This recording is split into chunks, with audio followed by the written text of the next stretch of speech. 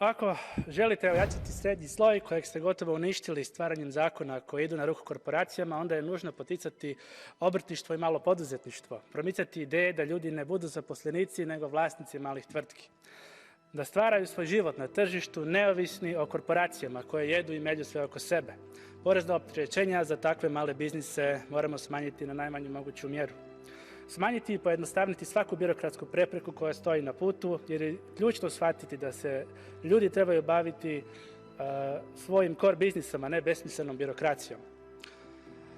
Kroz sustav obrazovanja moramo uvesti nove predmete kroz koje će djeca učiti o financijskoj pismenosti i prestati stvarati radnike i poslušnike koji rade bez da išta pitaju, gradeći živote i tvrtke svojih vlasnika i vlasnika tih tvrtki.